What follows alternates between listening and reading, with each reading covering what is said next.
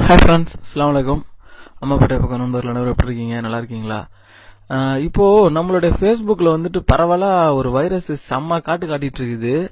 என்னன்னாக்க நம்மளுடைய சில வீடியோஸ் வந்துட்டு நம்ம அனுப்புற போல நம்ம ஃப்ரெண்டுக்கெல்லாம் அது டேக் ஆகி ரொம்ப பெரிய பிரச்சனை பண்ணிட்டு இருக்குது.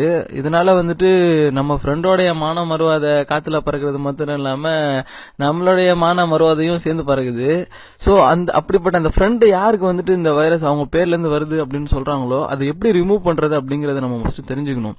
இப்ப அந்த வைரஸ் எப்படி வருது அப்படிங்கறது வந்துட்டு நம்ம ஃபேஸ்புக் மெசஞ்சர்ல இந்த சில லிங்க்ஸ் வரும், rounds.net அந்த .net. உங்க ஃபேஸ்புக் மெசஞ்சர்ல எந்த லிங்க் வந்தாலும் நீங்க கிளிக் பண்ணக்கூடாது. ஃபர்ஸ்ட் விஷயம், சப்போஸ் தெரியாதனமா கிளிக் பண்ணிட்டீங்க, இப்போ கிளிக் பண்ணிட்டு உங்க ஃப்ரெண்டுக்கெல்லாம் அது டேக் போயிட்டு இருக்குது அப்படின்னு சொன்னாக்க அதை நம்ம எப்படி அதை ரிமூவ் பண்றது அப்படிங்கறது வந்துட்டு நம்ம தெரிஞ்சுக்கணும். இப்ப பாருங்க, எனக்கு என்னோட படத்தெல்லாம் காட்டக்கூடாது, இருந்தாலும் உதாரணத்தை காட்டுறேன். இப்படி டேக் வந்த போல என்னோடதுல இருக்கு, சரியா? ஆனா இந்த ஃப்ரெண்டு வந்துட்டு நல்லவர், ஒழுக்கமானவர், டீசென்டான ஃபேமிலில இருந்து வந்தவர் தான். இருந்தாலும் இப்படி வருதுன்னா அவருக்கு தெரியாம தான் வருது. அதனால நம்ம அவரை திட்ட வேண்டிய அவசியம் இல்ல.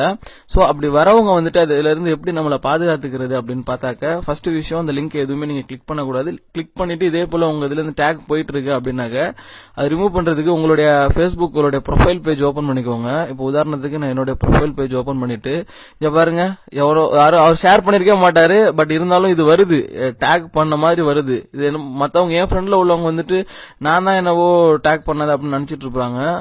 சோ அவங்களாம் என்ன பண்ணணும் அப்படின்னு சொன்னாக்க, இந்த ஏரோ மார்க் இருக்குல்ல, இங்க கிளிக் பண்ணிட்டு இது கீழே வந்துட்டு பாத்தீங்கன்னா செட்டிங்ஸ் இருக்கும் ஒரு டேப், அந்த செட்டிங்ஸை கிளிக் பண்ணுங்க.